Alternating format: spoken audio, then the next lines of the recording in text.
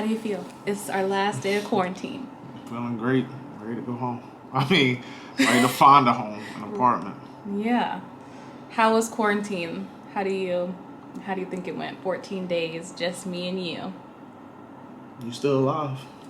I'm still alive. You're still alive because you're annoying sometimes. That's it. It was fun. You got some crust on your mouth. Do I? Mm-hmm. Damn, why is it so tight? Because I like the hat fitted to my head. That's why it's called a fitted. Stop dissing my hat, man. I feel like it was attached to your head. Yeah, yeah.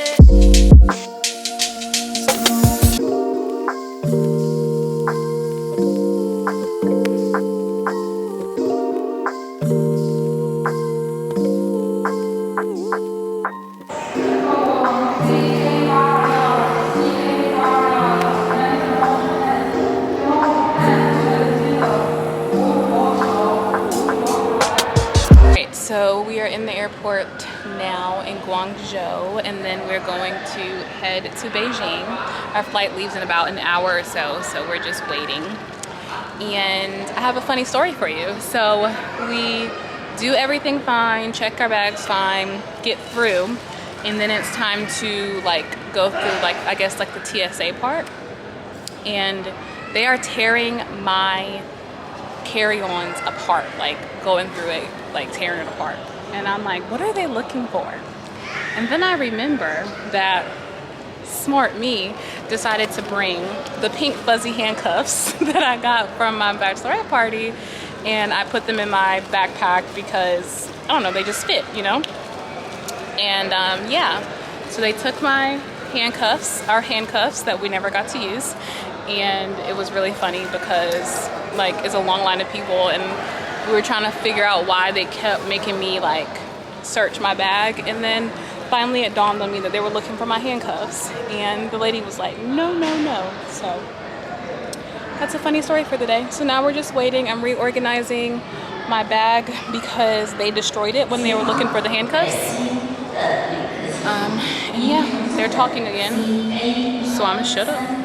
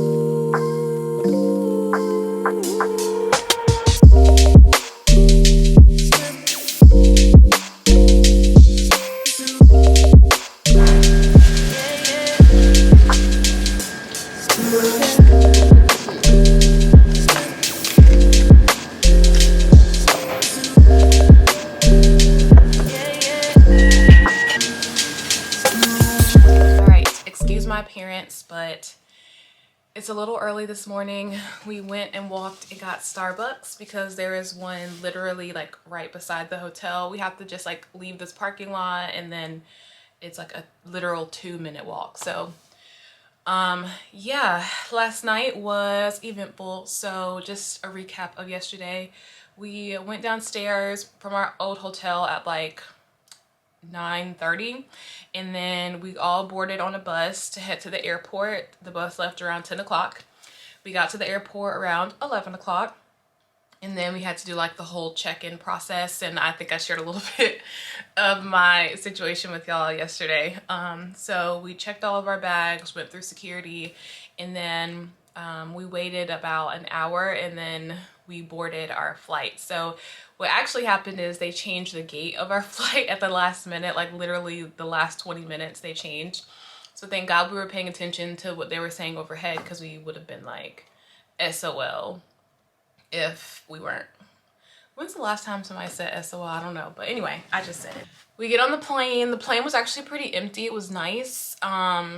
We sat in the back of the plane and there were maybe like 10 people total in the back, including us. So that was really nice. We had a lot of, not like a lot of space, but we had, you know, like a 2-side row to ourselves that gave me a window seat. And I love my window seats. And Devin loves aisle seats, which I didn't know this about him. So literally we're like a match made in heaven. I always get the window seat. He gets the aisle seat. We're all happy. So we land at the airport. I got a little bit of like us walking in. Echo, this woman that we work with at our school, came to pick us up, and she had this cute little sign with our school on it, but I missed it. So we met her, and then we got on a bus, like a mini bus, and we traveled to our hotel, which took like another hour to get to our hotel from the airport. So we get to the airport, and this is where all the fun happens. I think we got here at like 8 o'clock, 8:15. I don't know. I texted our families once we got here. So let me see. 5:43. I don't think that's what time. Hold on. It says 5:43, but I don't think that's the time we got to the hotel. I think we got to the hotel around 8 o'clock. It was like, or 7:30. But anyway, so we got to the hotel, and we have to have this thing called a health kit in order to check in. So the health kit basically looks like this. And this just proves that you don't have any type of illness. And it's like your like passport into different locations that are strict about letting people in who are COVID positive. So that's all fine and dandy, but we had to wait for hours to update, which is exactly 14 days from the time that we landed. So you may be thinking, you checked out 14 days from the time you landed. Correct, but it has to be a full 14 days. So that means that we sat in the lobby of our hotel from 7:30, 8 o'clock, whatever time it was, until 12:15 when our health kits updated. 12:15 a.m. So 4 hours of just sitting on these couches and waiting and being freezing cold, because it's cold here, and the door kept opening and closing, being exhausted from just traveling all day and hungry. We couldn't really leave because in order to get back into the parking lot of the hotel, you needed the health kit. So we didn't want to leave because we didn't have the health kit. So we had to order food, which the food was bomb. I didn't record it because I was so hungry, but yeah. So finally at 12:15 our health kits updated, and we made it up to our rooms around 12:30, 12:45.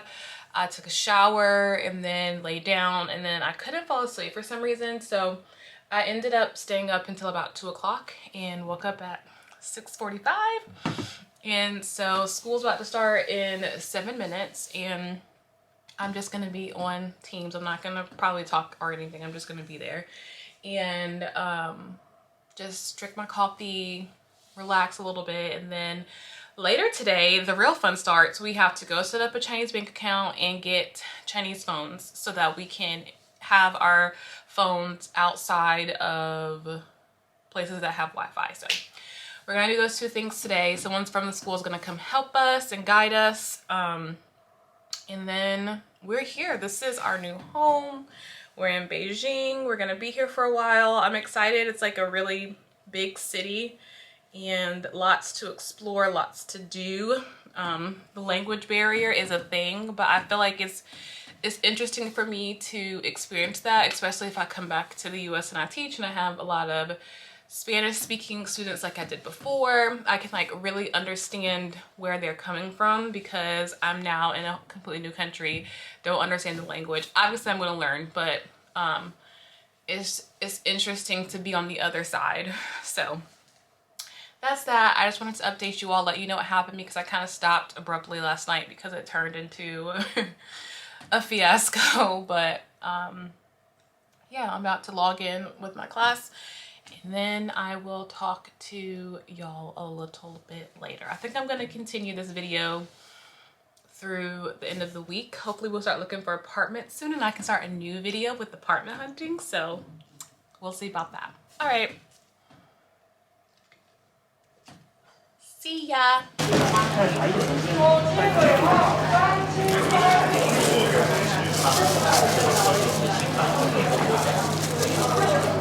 I don't feel as awkward like flung out my keys, so it doesn't bother me as much. And plus, like, we're tourists here, so people don't look at us. I mean, they look at us anyway, but.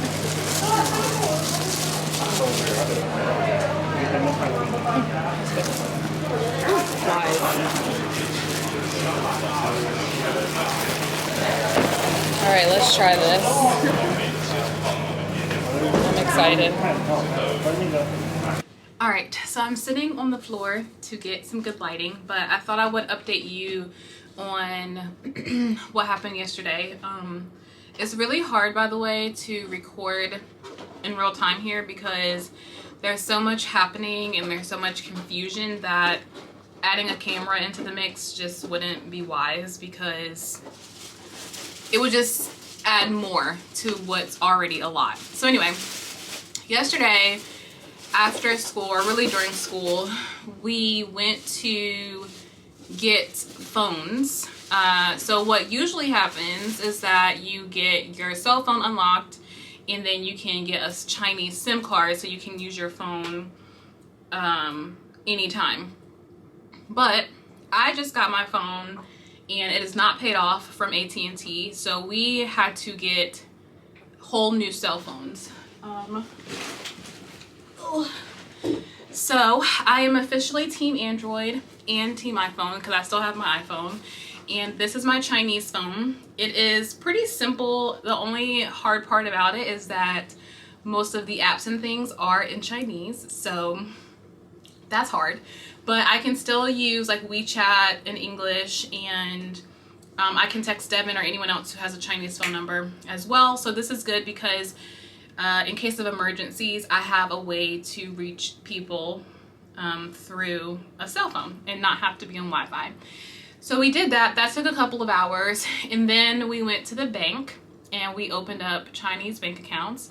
I can't really tell you too much about that process because we didn't really, like, we were there to sign the paperwork, but there were people there. Honestly, there's been people the whole time from our school, and it's their job to help foreigners do all of these things. So they basically communicate with the bank tellers and the phone company and set everything up for us. And we just obviously have to sign the paperwork, make sure our passport numbers are correct, things like that. So we were at the bank for a while as well. Devin and I each have our own account. Joint accounts here are a little bit tricky, so just to make things simple, we have our own separate accounts. And we were having a hard time with money yesterday, and that was my breaking point because we did save up quite a bit of money to come here, but it's all in American dollars. So getting American money and changing it to Chinese money is very difficult if you didn't do it like at the airport before you came, and we didn't because we forgot. And a lot of ATMs wouldn't take Devin's or mine, even though we didn't try mine, but it wouldn't take Visa cards, Visa debit cards to withdraw money. So that was an issue. We've had to borrow quite a bit of money, but people here are so generous. Like, they're just like handing out money. Like our coworkers and stuff, they like literally give us, if we don't have something, they'll give it to us, and they're just like, you can pay us back whenever. And we've borrowed a lot. So, but we have been keeping track of how much we borrowed so we can pay people back. But I was talking to one of my coworkers today, and she just said that like the expat community, which is like people who leave and go move abroad, is really generous because they know like people, like they've all been in the situation where they need help, and so when they get help, they know it's because people are generous. So like the same way I'm now more motivated to help out others because people are being so generous to us. This is like it's like a cycle. Like people are generous to you, makes you be more generous to other people, and those other people are more generous to other people, and you get it. So yeah, We have quite a few people to pay back, but we have the money. We just have to get it. So we have our accounts and all that stuff. But yeah, so we are still in a hotel, and we're actually going to go apartment hunting today, but I'm going to let that be a separate video. So I'm going to end this video right now so I can start another one and say thank you so much for watching us move into Beijing finally. Give this video a thumbs up if you enjoyed it, and then you'll get to see us go apartment hunting in the very next video, and hopefully we find something today. If not, oh well, but you'll get to kind of see what we see. So thank you for watching. Thumbs up this video if you liked it, and hit subscribe if you are new. Peace.